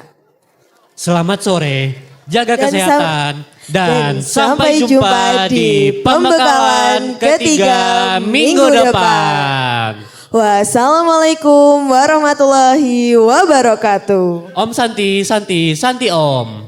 Dadah semua, sampai jumpa minggu depan. Terima kasih semuanya.